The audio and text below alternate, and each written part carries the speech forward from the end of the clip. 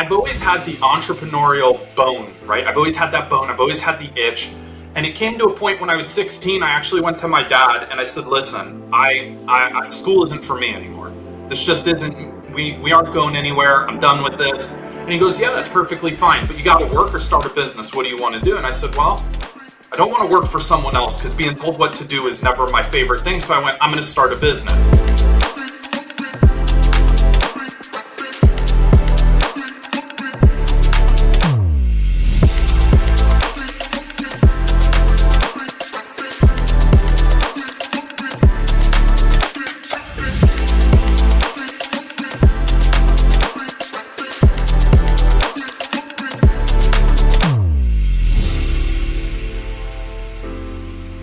Hey, welcome back to Mosaic Minds Podcast. My name is Nick. This is my co-host Jason, and today we're welcomed by Michael Agugliaro. He's the founder of Warrior Today and the son of our former guest, Mike Agugliaro. So if the name sounds familiar, that's because that was his dad. So he's a lifetime martial artist, and Michael has mastered various disciplines and established Warrior Today at just the age of 16. By 18, he published his influential book, How to Be a Modern Day Warrior, and now at 25, Michael is a debt-free entrepreneur with a diverse wealth portfolio dedicated to personal empowerment and business coaching. His journey of resilience and growth inspires individuals to reach their fullest potential. Does that sound about right, Michael? Yeah. All right, perfect. All right, well, welcome to the show, Michael, and thanks for coming on. Yeah, thanks for having me, guys. Super excited. Yeah. I mean, like I say, your dad told me, he's like, you got to have my son on. I'm like, oh, absolutely. And then we said, okay, well, we're gonna have to do a follow-up episode with with both of you guys, so you guys can hash out your differences. I'm just kidding. All right, well, let's start with the because we kind of ended the conversation with your dad on this. So let's start out with the martial arts. Can you tell us a little bit about your early start in martial arts? I know he said that you kind of grew up in a dojo, and kind of what initially, initially drawing you to it was you were put there, right? But just kind of what kept you involved and what you liked about it and what's kept you going with it. Yeah, so, I mean, there's pictures of me as an infant, like, in a little, like, bassinet thing in the corner of the room, and there's, like, 50 guys in uniform. So, I mean, literally since an infant. But I started training when I was, like, 4 years old, I think, 4 or 5, right around there. And it's just something that clicked for me. From a very early age, I picked the stuff up super fast, and it very quickly became a lifestyle for me. Right. So it wasn't just a hobby or a sport. It was every single day I was training. And it's the thing I loved. Some people loved football. Some people liked soccer. I loved hitting the heavy bag, hitting pads, swinging swords, swinging sticks. That was my thing growing up. So that's really where it started. And it just kind of progressed from there throughout the years. Okay. Out of all the different kinds, like, what would you say is the most challenging? What was the most challenging discipline to master? They're all challenging in their own ways, right? I have to be really careful because one person will hear it and they'll be like, oh my goodness, that's not true. But, I'll give you two. So the traditional Shorin-ryu karate I trained in was all about conditioning your body to be the physical weapon to the point where if someone hits you, it hurts them more than it hurts you. So, the countless hours of doing what's called iron palm training, which is you have this like sack, and it's like a burlap sack that's filled with like pebbles. We start with little beans, but you're only on that for a couple weeks, and then it's pebbles. And you hit your hand on it, you hit your elbows on it, you hit your legs on it, all these different things to condition it. And it really is a mind game. It's about how much further can I push myself past the level of pain that I'm currently enduring to reach that next level. So it really is, that was one of the most physically demanding, one of the most mentally challenging ones was definitely traditional Tenshin-ryu Kenjutsu, which is live sword. So, I did it very, very traditional compared to what a lot of people are training now, where we're swinging live swords, blocking with live swords. So it's a 28-inch katana, and we're swinging. Now, we're not going super fast, but still, it's very intimidating when you have that. And it's all a mind game about learning how to think ahead, be proactive, and all those things. So those are the two most challenging that I'd say I've trained over the years. Okay, so my kids and I, we like we like Cobra Kai, right? I don't know if you've ever seen Cobra Kai, but I have to ask, like watching something like that, or just any kind of generic karate movie or martial arts movie, what do you find your like? Do you kind of find yourself thinking this is ridiculous? Like what are they? You know what I mean? Or do you think of it as, well, they're pretty on base on most of their stuff? Yeah, so for me, I always remember it's entertainment, and a lot of martial artists can't separate the two. But I watched a bunch of Cobra Kai. I'm not caught up to it, but the new season looks really, really good. It So looks good, yeah. I'm excited to watch it. But the thing with that, and a lot of those, like, the older you get, the more traditional they stay, where it's authentic. And even now, Cobra Kai, John Wick, those kind of things are very authentic, but they're taking a very proactive approach because I feel MMA, martial arts it's becoming mainstream again.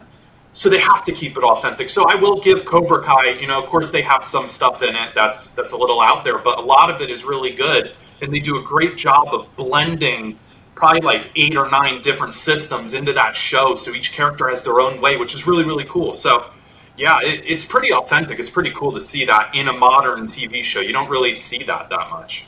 If nothing else, they've kind of put it back into the mainstream, because I've definitely noticed. Like now, my kids are like, hey, we should go get enrolled in a karate class, or something like that, because of that show. So if nothing else is putting it out there, because I don't think you can go wrong with that kind of discipline. I took a little bit of karate when I was in junior high, and I attribute that to my weight loss, whenever, because they don't mess around, So it was very helpful, and also for my mental health, like just keeping me in check with life. Being involved in sports my whole life, just not anything martial arts, basically anything but martial arts. Really appreciate the attitude and the competition. My biggest two highs in sports are camaraderie and competition. Speak to me on how your level or different areas that you've studied allow you to have a successful portfolio in the business world, and how those similarities kind of merge in the middle. Yeah, and it's so great. The number one thing all martial arts as a core, and I believe all sports as a core teach, is discipline, right? Even when you don't want to train, you got to go train. When you don't want to practice, you got to go practice. And when it comes to building a business portfolio, it translated in the way of, I'm not a numbers guy. It's not my thing. But I knew that I had to get discipline, focus, and hone in those skills and have it become a superpower, right? So martial arts as a whole has built the ability for me to enter environments at a very low stress point, right? I've been in rooms with some of the top performers in the world, and there's no level of intimidation. Now that helps with business. The other thing is, being a lifelong student, and I just strapped on another white belt not long ago, it translates right over into business. Like if I don't know something, I have no problem asking a question, so I can learn, hone, and master whatever business skill that is. So it almost completely transfers over. And if you look at the top performers in the world, 90% of them were playing sports at some point in their life. So I do believe having some sort of discipline background translates 110% over to business. And some of the top people that I'm coaching right now that I meet with weekly do a form of martial arts, have done high-level sports, college sports, or high-level, high school sports of some sort. So it does translate, and that's how I found it translating for myself. Is there's no problem strapping the white belt on, and there's no problem asking questions in business, and that's how I've been able to build myself to the level where I'm at, build my portfolio to where it's at, and build the client base that I work with to where it's at. Tell us a little bit about, like, going back to when you were 16 and you started Warrior Today. First of all, like, tell us a little bit about what Warrior Today is and what inspired you at that time to establish that, and especially at such a young age. Yeah, so I've always had the entrepreneurial bone, right? I've always had that bone. I've always had the itch. And it came to a point when I was 16, I actually went to my dad and I said, listen, school isn't for me anymore. This just isn't, we aren't going anywhere. I'm done with this. And he goes, yeah, that's perfectly fine, but you got to work or start a business. What do you want to do? And I said, well, I don't want to work for someone else, because being told what to do is never my favorite thing. So I went, I'm going to start a business. Now, for me, I've done manual labor, I've done the construction, I've done all that stuff, but I went, martial arts is my passion. So I decided, all right, I'm going to found a martial arts school. So I started looking at all the different things out there, and I went, there's nothing reality based. So I founded Warrior Today, and the whole motto for it is right here, right now. And my whole thing was translating practical martial arts into reality-based situations, which I felt was lacking at the time in the industry. Now it's such a overfilled industry. It's just oversaturated. But now you could find that anywhere. Then you couldn't. So I became that authority at 16, and I went, that's what I'm going to do. So I was 16, and then I wrote the book, How to Be a Modern Day Warrior, which I pretty much went after a lot of the most common martial arts because I've trained them. And I went, all right, I'm going to be the supervillain that's also the good guy. And that's kind of the angle I took with my martial arts. It was reality-based. If someone grabbed you or you heard a thud in the night, the stuff that I taught was going to keep you alive. It wasn't going to be for show. So I taught everything from combative knife fighting, and over the years it evolved into, stick fighting, combative knife fighting, gun fighting, all those different components, to where I had a wide base of students. I had some highly recognized and decorated cops in New Jersey that trained with me. I had military personnel who'd come train with me. And then I had everyday people who would just come train with me. And that was what I wanted to start, because it's what was missing. There were all the strip mall dojos that would teach you cool sports, but if you're at 7-Eleven, or I don't know where you guys are from, or Wawa or something like that, and the guy walks up to you, I wanted my students to feel like there's no sweating, there's no pressure, I'm confident, right? So that's why I founded that, and that's where that kind of started for me. I can definitely see that, because the first word out of your mouth when you're starting to answer a question instills a sense of confidence. I'm sitting here analyzing you a little bit, and I'm saying, man, I'm a couple decades older. Where did I mess up? Where did that take place? But at the same time, you're hungry, you're humble, you're focused, you're making stuff happen. So even since I've known you for a short time, obviously for a few minutes, obviously, then we've known your dad for a little bit longer, but not, extremely long. Just the comments and the focus you have has made an impact on my life. I'm an entrepreneur. I landed the second biggest account, in my opinion, in the United States that you can have, with the confidence to just see and do. Talk to me about supreme confidence versus arrogance. Where do you draw that line? How do you sway back and forth between those two? Yeah, and it's so funny because in martial arts, arrogance is you find it everywhere, and it can, confidence can be misconstrued as arrogance or ego very easily. And it always goes back to this original saying I heard years and years and years ago. My dad told me, he goes, you're never above anyone.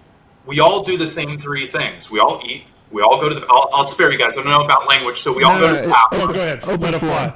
Oh, yeah.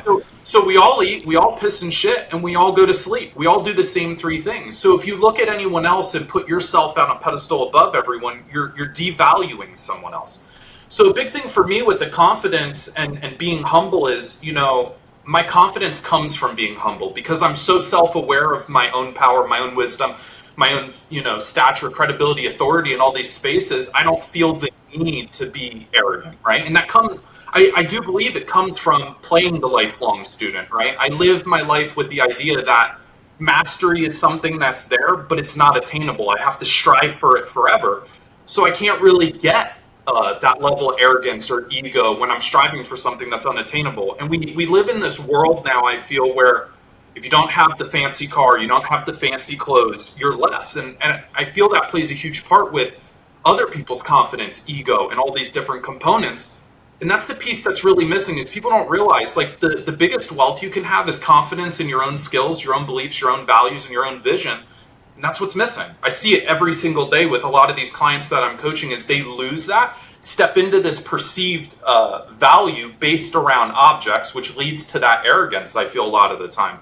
Right? You won't see me with the designer clothes. The only thing that I wear that's, it always shocks people, is I have a thing for shoes, but like Nike retro ones. That's my thing. That's my only thing. But a lot of people, don't know how to balance that. They put themselves on a pedestal feeling that they've put other people there. And that leads to that vicious cycle you'll see a lot of the time.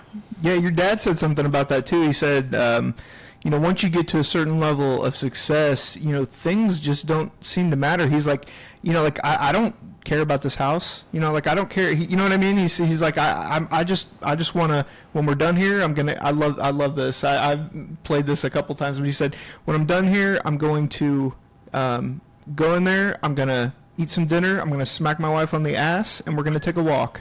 I was like, dude, that's awesome. That is just, that's the way to be, And so, yeah, I love that. Do you find that there's a lot of truth to that, though? Like, the more successful you become, the less things matter?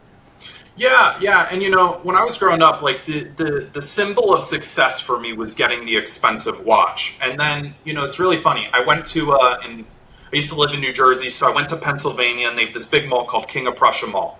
And they have the Rolex store in there. And I went in there, and I finally had the money. I was at a point where, I destroyed a couple things in my life. I rebuilt it. And I was at the point I finally was going to get the $10,000 Rolex. And I'm looking at it, and I go, what am I even going to do with this thing? What is this going to mean for me? I'm going to sit it in a safe and never touch the thing.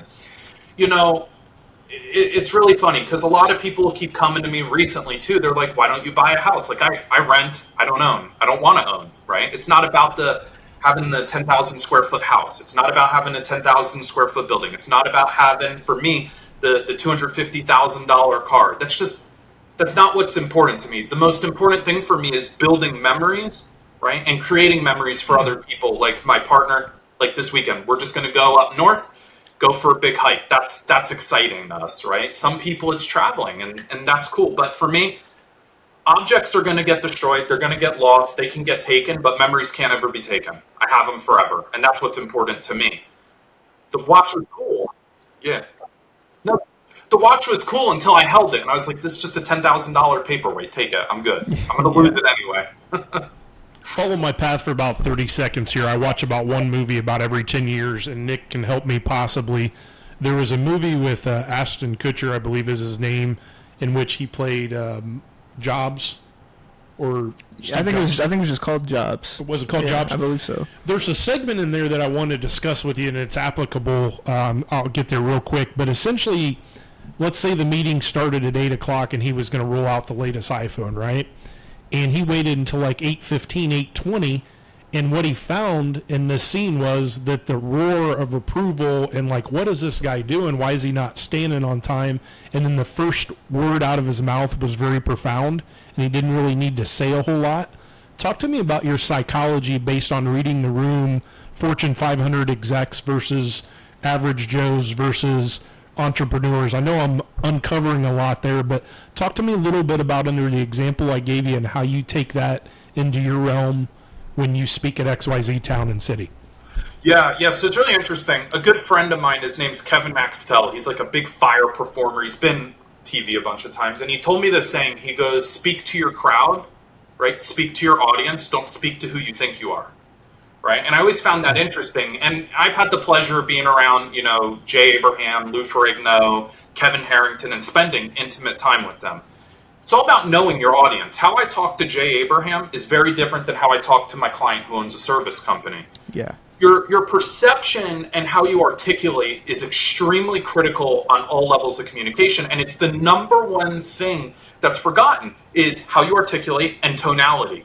Tonality equals perceived. Now, I'm going to get a little deep, so just follow me for a second. Tonality equates to perceived emotion. All decisions that we make are based around emotion.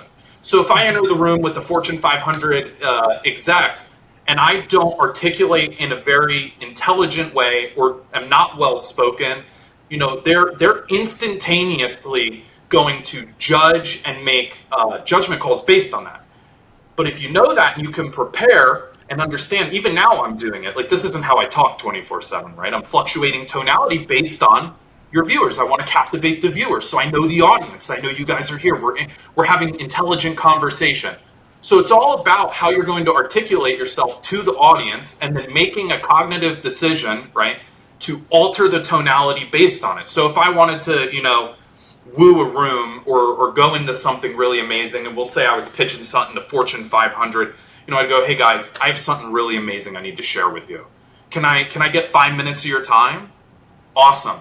So it's only going to take 5 minutes and we're going to jump, and I'm just fluctuating using very specific targeted language based on the audience. Now, if I was doing it with a business owner, right, that's not in a room with 15 board members, I might pick up the phone and go, hey man, you got 15 minutes. I want to talk to you about something. No, not now? Oh, all right, no worries. What's a good time? Something like that, right? So it's about taking it to a deeper level based on the audience, how they're going to perceive you, how you're going to perceive them, and then articulating the information to that specified crowd to get those results that you want. And that's really a long way of saying, speak really well, feel confident in yourself, and fluctuate tonality, because if you talk monotone, people won't listen to you. It's very interesting. Yeah. Yeah. How do you tell somebody that, because I'm sure that some of the people you work with, this is probably one of the big reasons that they come to you in the first place. So how do you tell people that are lacking confidence to just, if you walk out on a stage or something and all of a sudden you're just not feeling it, how do you snap that in? Yeah, so it all goes back to state change. And it's the same thing I do for clients. I have some clients, I just had one, spoke at a retreat. I'm really happy for them. And before they went, I sat down, had a conversation with them and went, okay, what are you going to do? And this is something that a lot of people forget when they go to speak on stage the first time is, okay, how are you going to set your state before you get on stage, right? Is it going to be you do a power move? Are you going to do some exercises? Do you have a mantra? There's no right way to do it. There's just a lot of ways that work. So I help them find what's that way. Then the second thing is, hey, if you start to feel your energy start to tank, what's the secondary thing you're going to do? Are you going to put your hands in your pocket? Are you going to squeeze your hands? Like you guys will see, I'm constantly moving my hands. That's how I stay engaged. That's how I keep my energy up, right? I'm processing things and I'm moving my hands. That's mine. My one client that just went and spoke at this group, hers was she has a band. She just pulls the band some. And as she pulls it, snaps it, instantaneous state change. There's a really funny video out there my partner was showing me. And it's like babies in like their little walker things they have. And they're crying. And then what people do is they take, I don't know why they do it or who thought to do this, but they take a slice of cheese, like one of those artificial craft slices of cheese. I'm sure you know what I'm talking about. Yeah. And slap it on the kid's head. Not like hard, they just throw it in. And the kid goes from crying, screaming, to just like, what just happened? confused and laughing. Instantaneous state change, forced state change. So that's what I teach a lot of my clients is building out methods and tools to create instantaneous state change and then ways to maintain that state change throughout whatever duration of time. I speak on stage a lot of the time. It's an hour block. And the longest I've done is a 3-hour teaching block, right? Now I gave them like 1 10-minute break so they could cool their brain. But through that, it's instantaneous state change. I normally, when I do things like that, I'll have a band or I have a FuDog bracelet for the FuDog Group and I'll pull it, snap it really quick. Boom, instantaneous state change, instantaneous energy elevation. So that's some of the tools that I use with my clients on the one-to-one and myself. So similar to like what they would call an anchor, like in NLP or something like that, right? Like where you kind of, I don't really know exactly how it works, but say that, it was just putting your index finger and your thumb together, but at the same time, like you're programming your mind to think or be a certain way every time you do that. Is it like something, is that kind of what that is? Yeah. So for that, it's all about creating a conscious to subconscious connection with that anchor. So some people do the hand thing. I'm moving my hands all the time, so I don't do that one. But a lot of people I know who are high-level speakers, they'll do a hand thing because it's a subtle movement. And based on the finger, you can program different things, program an anchor or so on. Same thing when I pull that band and snap it. That's a programmed anchor for an instantaneous state change. So yeah, but that it's all about, okay, what's the conscious reaction and what's the subconscious reaction I want from that conscious action. So yeah, 100% that's what it is. Okay. Talk to me about your preparation. So you've got an event coming up in 3 weeks and you're advanced planning for that. Depending on the environment and where you're at, how do you let that gravitate towards how you're preparing for that event? I'm going to go more with ad lib versus extreme preparation. How do those merge for you? Yeah, so, preparation for me, I'm a big list guy. I'm big about planning. I'm big about thinking about potential outcomes. Now, I think that's from my martial arts years. From teaching so many times, I have agenda on agenda on agenda. And when you have an agenda, you can follow with information backed by a toolbox, right? And in martial arts, I used to tell everyone, you might have a small flip-up tool chest, or you might have that big snap-on one with all the drawers, all the cool stuff in it. And when you have that, the level of preparedness kind of just comes by itself. For me, I'm not one of those people, I don't spend 8 hours preparing. I spend 30 to 45 minutes. I plan, I prepare. And that's mostly because everything I plan or prepare for, Mike generally will just change it all anyway. So you can't prepare to the level. The key to preparedness, though, is flexibility. we're adaptable creatures. Human beings have evolved over thousands of years. We're constantly evolving now. And a lot of people tend to over-prepare, which also will also veer them off course sometimes. So for me, it's a very simple but complicated answer is just I don't prepare very deep, and I prepare with the understanding to evolve, right? So Yeah, I the game plan. I think there's something to that because when we first started doing this podcast, I'd think of all these questions, right? And I'd type them out. Well, now I have like a couple or maybe some bullet points, but I found that it just goes so much smoother when you just have a conversation and you let kind of whatever question it is come to your mind. And I mean Jason, he's not holding, he doesn't have a laptop, he's not holding a piece of paper. He's great at it. I think he naturally does that. But I just realized that, like the more, it just sounded so scripted when it was scripted, so.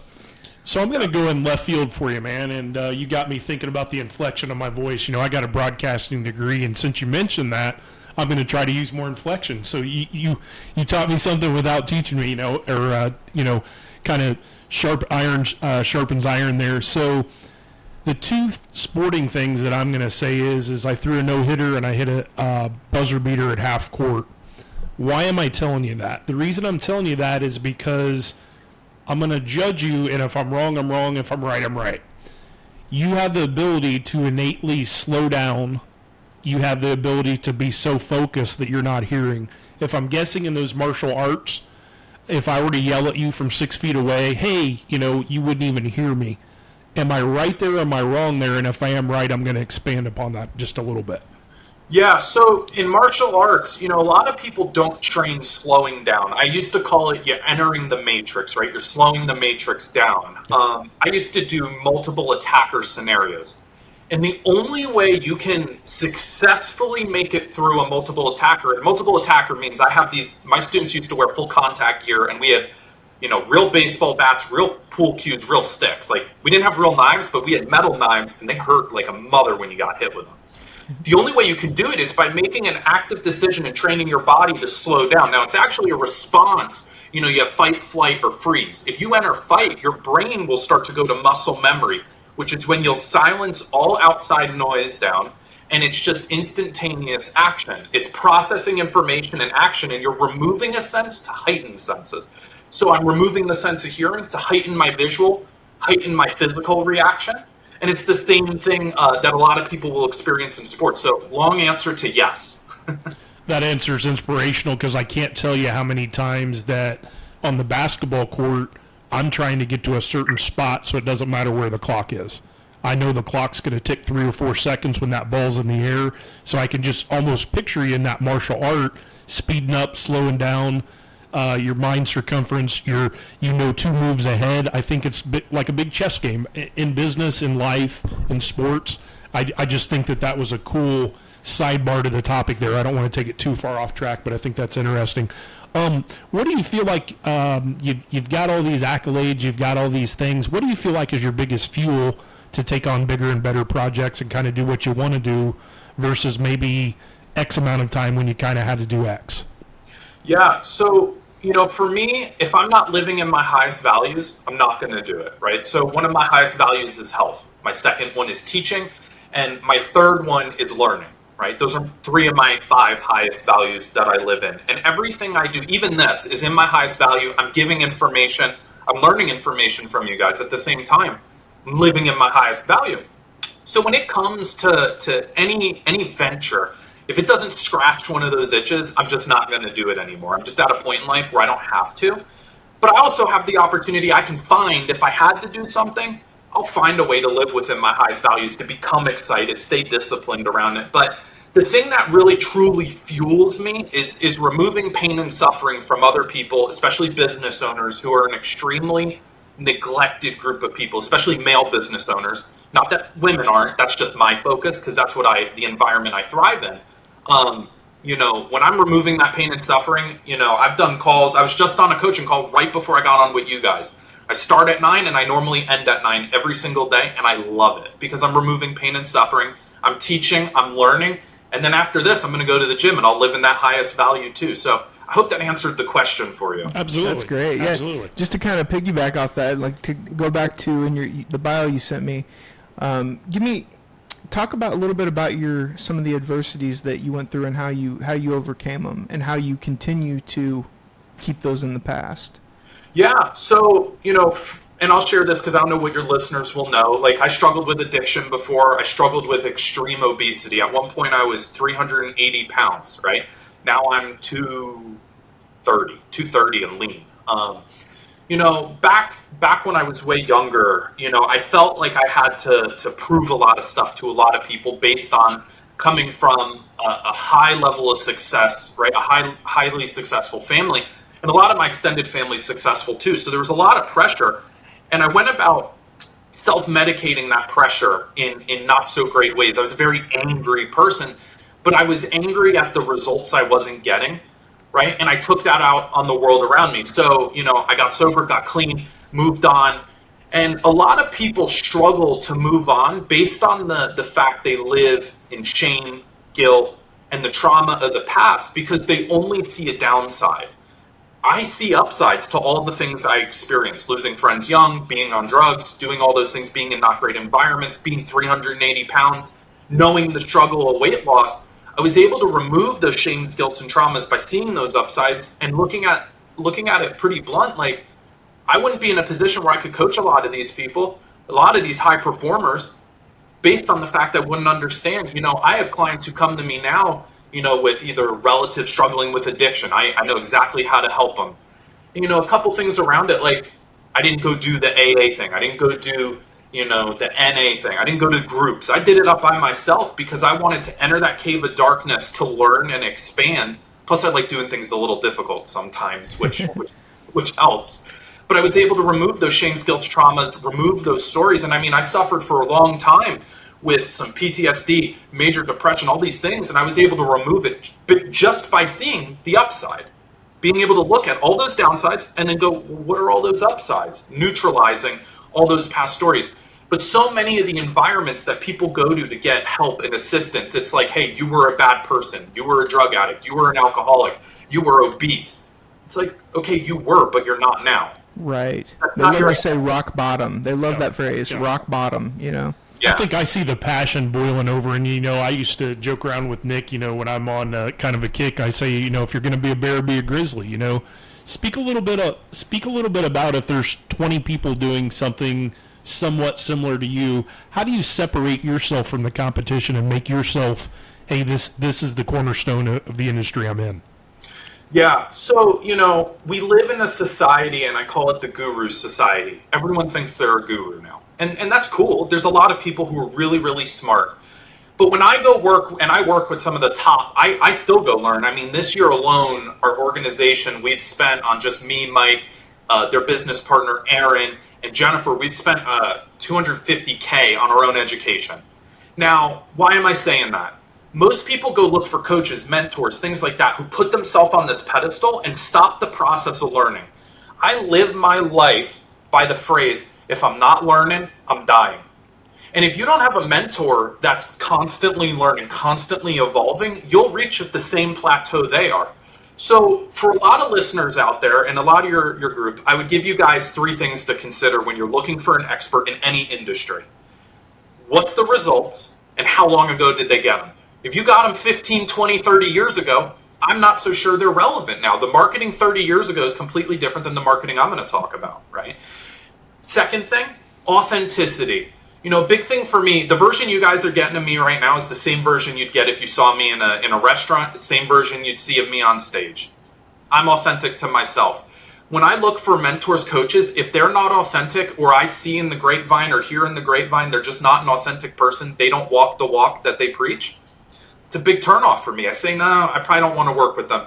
And then the third one is, if you don't have access to them, that's a big turnoff for me, right? Like, I don't want to go work with the top people in the world, but then have to talk to their team the whole time. I want to be able to have conversations with them. That's why I like, the opportunities I've had to be around Kevin Harrington, Jay Abraham, Brian Tracy, some of those guys. Like, they're authentic, they're real, they get your results, and they're not hidden from you, right? Yeah, I think it's cool you guys do that. I know you do the retreats or whatever, where it's just kind of an intimate environment, like in a big house. Where I think that's really cool because what a better way to not only have that personal attention, but also get held accountable in person at the same time. Yeah, 100%. I am such a big, I've done I've spoke on stage to 300 people. That's fun, right? It's fun. But being in a house with people and sitting down when it's a lunch break and sitting in a group of 8 people and going, what are we building? What are we solving? And it's intimate and people share stuff that they would never share in an environment like that. It really is the highest level of growth and serving I can help other people attain. Plus, I just like those small environments because it's really fun. It's just a lot of Yeah, fun. I'm sure you're able to help more too whenever someone can open up and you can really see inside of them as opposed to them giving you the filtered version. Like if they're comfortable enough to break down in tears or, to give all the deep dark secrets, in front of everyone, then I would think you'd be much more able to help them than just getting the watered down version. Yeah, yeah. So many people suffer in silence, and the moment you create an environment that's welcoming, judgment free, people will share things they've been carrying for 10 years, and in a matter of 15, 20, 30 minutes, I'm able to help them with things they felt ashamed for because they just don't share it. They feel it's uncomfortable or feel, disgusted in themselves. The whole lateral of all those things they could feel. But in those environments, people share, right? It's just like if we were in a room like this. This is an intimate environment. It's just us 3. The things I share here, I don't know if I'd share in a room of 5,000 people, right? But I'm sharing it here. So yeah, it's great. So I guess what I'm going to say is, growing up in a small town, graduating with 80 to 90 people, and then moving to Plainfield, where we're from, 400 to 500 people per grade. It's a lot bigger. You got to be a lot better at the activities you do. So I think what I see is when we started this podcast, you would talk to certain groups of people, you would interact with certain individuals, but what we found is some of the most influential people that you speak with are from all different walks of life. So I've talked with Nick several times about our format, which is Mosaic, which means it kind of intermolds anything from society as opposed to one specific topic. So when you look into business, and let's say it's investing, let's say it's sports, let's say it's desires, how do you kind of value A, B, C with where you're going to implement your time when you spend that 12 hours a day? Maybe give me a top 3, if you don't mind, of, maybe let's start third and go backwards. Third, second, first, and I'm going to kind of let it go from there. And I just want to make sure I have your question right. So third, second, first of where I would place my superpowers based on other people in a business. Or you can go 1, 2, 3. I probably did that backwards. The 3, 2, 1 was a little confusing after I said it, but just let me know how you spend a broad segment of your day, maybe a medium segment, and then maybe just scratch the surface or emerging segment of your day. Yeah, so the largest portion of my day is always teaching and educating, whether it's someone in our portfolio, whether it's a client who's just paying us for consulting, or if it's our own team. I'm investing the largest portion of my day goes into teaching and educating team. Second thing, for my day, and I call it a business activity, it's my health and fitness. I spend 2 hours a day working out. I spend about 30 minutes a day total having to cook the food that I eat. I eat very, very clean, right? And all that kind of stuff there. And then the fourth one is planning preparation. Now, planning and preparation for me is evaluating calls, evaluating calendars, confirming calls, confirming that tasks are done that need to be done. So it's that triple confirmation. But that's what I spend. The three parts of my day are segmented: largest, teaching, educating, health and fitness, and then planning, preparation, organization, and then capitalizing on if things weren't done or they were done. So just follow up end of day. What's your role at the FuDog Group? So I play a lot of parts. So I do event facilitation. Whenever we have events, I'm facilitating when people enter the door to the moment they leave. I'm facilitating the agenda. Are we on time? Who's in the building? If we have speakers coming, I navigate that. On a daily basis, I'm managing some team members who are front-facing, so client concierge. I have some backdoor team, some marketing team that I talk to. And then I'm doing about 90% of the forward-facing problem-solving calls, so coaching calls, where I have, every week I have a minimum of 35 reoccurring coaching calls that I'll do, as well as some group segments that I facilitate where it's open. One's called open access, where we facilitate question solving. So anyone who doesn't have a call with me could show up and be like, hey, I got a question, I solve it. And then later in the week, I do accountability. So intense, high level accountability. We're on, we're in the quarter, we're playing the game, so I'm managing that. And then on a deeper level, I'm looking at financials, who owes us money, where is money going, what are we spending it on, what's the next level of education that we need, and bringing resources, strategies. Like today I was sending the owners a bunch of resources about the Fed and some of the decisions they came out with today about the percents. They're not going to be lowering them, surprise, surprise, and some stuff like that. So I play like a million parts under one single umbrella. So I do all that. If we have high level speakers coming like Kevin Harrington or Jay Abraham, good friends of ours, I facilitate the security for them because I have an executive protection background too. So I am your like multi-tool with 80 million parts on it that are all super razor sharp. That's me. So I mean, yeah, I'm sure Mike's very pleased because I'm sure that you are, going to be taking that over fully at some point. Do you guys do a lot of collaboration together? Like, do you go out and do talks together and that kind of thing? You and your dad?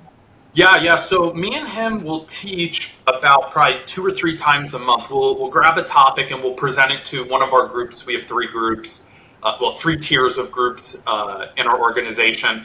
And we'll pick a topic. I'll present with him. I'll present with Aaron, which is his business partner. And we used to teach in person. When I ran the martial arts dojo, he's the one who taught me a majority of the stuff I learned. So when I was learning, he would be like, hey, I need you to teach these 3 parts. And I contribute 90% of my success to him pushing me to teach with him, co-teaching. Because teaching alone's easy. I'm sure you guys know co-hosting, co-teaching is like one of the hardest things you can do because you got to balance 2 different personalities, 2 different approaches to education, 2 different ways people articulate the information. So we teach a lot together, especially in person. We do a significant amount of teaching, especially for a lot of our business owners that we work with have family members. And I work in the business. I also worked in CEO Warrior when he owned that, and I worked in Gold Medal when he owned that. So we have a lot of experience teaching, working in professional settings together, which wasn't easy to learn, but we learned it and we have it down pretty good now.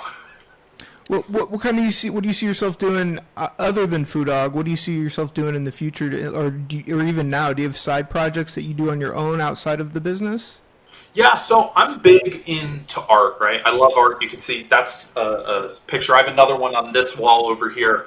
I love art. I love getting involved with artists, helping. I donate to a lot of people in my time. I call it donating, but I just love serving. So, one of the things that I'm striving towards in the future, once I finish, I'm one of those people, I got to finish what I started. It's just in my blood. So right now we're working on scaling a portfolio to 500 million. That's on the front burner. Once that's done, we achieve that, do whatever with that. It's going to be donating and creating, an organization to help teach younger adults and what I call, lesser fortunate situations, how to do business in a practical way, right? Not some guru going to a town and being like, I'm going to put on this seminar and they're flashing all the shit. That's not what I want to do. I want to teach people. I love that. That's great. Yeah, that's inspirational. My family's got about 80 years in the education sector, high school and college, and I think I like what you're saying because, offline, I want to do that event that brings inner city children into a farm and lets them experience X, or people from the metro. You know what I mean? Just giving that opportunity and inspiration to that person to see stuff that they don't get, and quite frankly, the cameras don't always have to be rolling. I think I'm hearing you say that. I mean, that to me, man, is just that gives me cold chills hearing that because that's life, that's teaching, that encompasses that experience I've had in my family. Some of my greatest times were as a young man, 6, 7 years old, going into a high school classroom and helping and mentoring and being there. As far as your inspiration, what's somebody maybe that you haven't worked with? I'm going to stretch a little bit here. Maybe a martial artist, and then maybe just a general business person. What's a couple names out there that you kind of follow or look up to? That's a good question. That's a really, really good question. Huh. I haven't pondered that in a really, really long time. There's a lot of really, really good martial artists out there. I don't know if there's any that I strive to learn from, but there's some I'd love to do more with that I've had the opportunity to do some stuff with. So there's a guy out of Virginia. His name's Hank Hayes. He does some If you guys ever want to do badass gun shooting, knife fighting, cool stuff, I'd love to do some more stuff with him. He's just a world-class guy, really serving guy.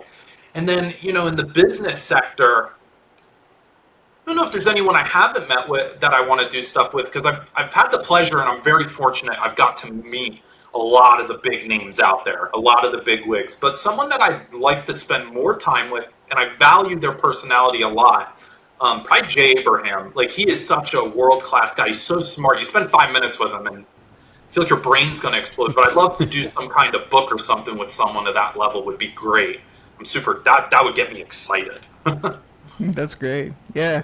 Well, I mean, you were talking about authenticity earlier, and I think that's why, I feel like we could hang out, kind of thing. I like people that are real. And I think we had the same conversation. I feel like we talk about this every episode, but I love authenticity. I love when people are real, and I think that's probably why I would be more excited to meet somebody that I've watched or listened to for a long time in person over like even a movie star or a rock star or whatever, is because of that. I know that they're not just acting. I know that they are, actually they're being themselves. And so, I think that's really cool, and I think that's a huge point, is the authenticity thing.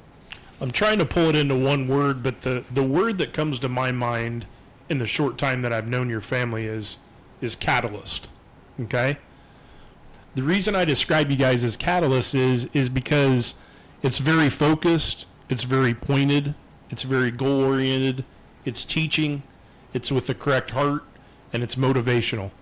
All those things encompass what you guys do and what you're after, because if the humility's not there, it's easy to sell X, but let's talk about mentoring. Let's talk about common folks like us that probably wouldn't even come in contact with you to actually see what you do, because entrepreneurially off record we'll talk, but I have some projects and things going, and it's like, just knowing how to navigate that, putting them all together to get those different revenue streams going. We're at the edge of something great, and what we've done is we've went from establishing to established, and then now I think you've got that next realm.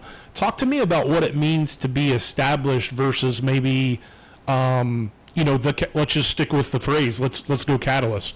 Established versus catalyst. How would you explore the two and maybe connect a dot in the middle?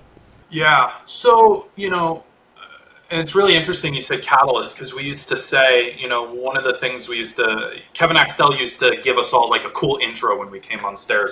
And one of the ones he gave Mike was the catalyst creator. And it's so cool, right? Now, established is a level, right? And there's levels to everything you do. I like to translate everything to martial arts, but that's just because it's my passion, right? You can have the white belt or you could have the black belt. And the level between established to creating catalyst in your life is the process from a brown belt to a black belt. Now, I'll expand a little. Brown belt's hard to get. It's not easy. It's a long test. It's an intense test. At least mine was. And when I finally got that black belt, it's like you open your eyes and you're like, whoa, all right, is a 3-hour test, 300 consecutive attacks, right? It's intense. But there was a quote that he told me at the end of that test, and he said, now we can finally start learning. When you go from established to catalyst, now it's really time to start capitalizing. When you're established, you have the basic understandings of the fundamentals, right? You know the marketing, you know the sales, you know how to communicate, you know how to create web pages, you know how to create a movement, you know all that stuff. But catalyst is now expanding that to an area. This is just my belief and my explanation, my description, is when you've created catalyst, now you have the opportunity to help others expand. And that's what a real catalyst is. A catalyst is creating a movement, right, of successful people who are creating, a life by design. Now, I don't know if that answered the question, but that's what I hear. That's what I feel. That's what I see, right, is established to catalyst. They're right there. They're very similar, but all it takes is that one little piece, that one little jump to get to that next level from established to catalyst creator, where you're shifting not only your life, but everyone's life around you, which is my favorite passion. That's why I say learning and teaching. I want to create that around everywhere I go, every environment. Even when I was just at the gun store the other day, I'm like, hey, you guys should consider doing X, Y, and Z and moving this around here. And guess what? I went in the other day, and guess what they did? They moved all the stuff around. It was really cool to see. But that's my explanation and description there. Well, Michael, where can we find you aside from food? Because we put all the FuDog Group stuff on when we had your dad, and we'll put it on again. But where can somebody find you if they wanted to just find you? Do you have like, are you on social media or anything like that? Yeah, so you can find me on Facebook. I'm Michael Agugliaro II, and then on Instagram, I'm Michael Agugliaro. So Michael, Michael, Agugliaro. It's a long Italian last name from New Jersey, right? It took me a minute to, I had to like literally say it to myself about 5 or 6 times before your dad came on. Agugliaro, yeah. I kept wanting to say Aguilaro for some reason. I don't know why. There's a lot of silent letters, and I tell everyone we put it in there just to confuse everyone. But yeah, that's the 2 best places to reach me. And the cool thing is, if anyone needs any assistance, resources, connections, just shoot me a message on there. I have free books. I give e-copies of my book out now. I'll make sure both of you guys get it. You can put a link to it under the video if you want. Okay. But it's me messaging. I don't have someone messaging anyone for me. It's just me on there. Like, it was great when you guys messaged me because it's me responding. There's no other team in my Facebook or Instagram besides me. So those are the 2 best places to connect. That's great. Yeah, the bots are the worst. Yeah, the spam, and I get endless of them. Would you like this great Bitcoin investing opportunity? It's like, no. Yeah, right. No, no, I don't want your natural Viagra. No, thank you. Like, I think the inspiration I'm going to give you is if you look at your age, and I'm not evaluating, but I'm just going to say this: you could be 20 to 30 years older, and it's almost like, holy cow, that's amazing that you've done that. But I think transitioning from what you've actually done to what horizons are there is what lies ahead of you. I mean, you guys got an awesome vision. The people in the industry. What do you feel like would be a good takeaway from people in a mosaic, like we call it, of different backgrounds, so we're not similar in that aspect? What do you feel like your organization or you personally want to leave as a lasting impression for, in a small scope of things, a small podcast, but maybe like a large impression to the audience at large? Yeah, so I'll give you my personal one first, and I believe this based on my circumstance, right? I went from I lost all my money, I lost everything. I had to borrow $20 to fill my truck at one point. And it doesn't matter what hole you're in, where you are, how bad you think it is.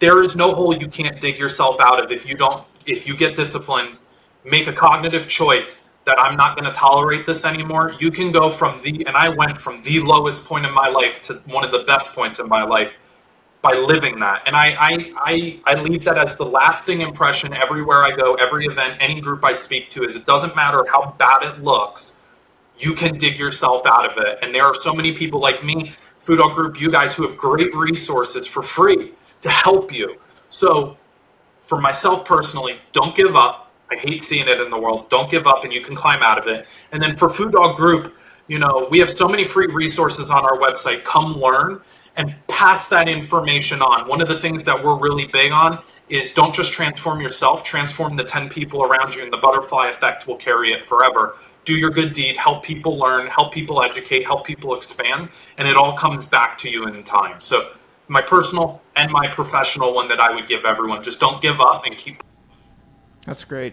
Hey, man, I really appreciate you being on. This was a fantastic conversation, and I'm serious about having the 2 of you guys on together. I think that would be a cool thing, because I surely, even though you obviously have the same foundation, I would think you still have a few differences of the way you do things and opinions and things like that, especially, meeting your dad, and then you guys, as humble as you are, I can tell that you got strong opinions on what you believe. So I would imagine those tend to come in conflict from time to time. yeah So we butt heads. We butt heads like everyone. We're just like everyone. We still butt heads. We were just arguing about something earlier today about the Fed. We were arguing about things, and I'm like, well, I think they're going to do this then, and he goes, no, they're going to do it then. I go, yeah, whatever. We still mess around. Right. Appreciate you taking the time out for us. I know you got a busy schedule. Keep teaching, keep learning, keep winning. Yeah. High five all across the board, man. This was inspirational. Definitely. Yeah. Thanks for the opportunity to serve, guys. I appreciate it.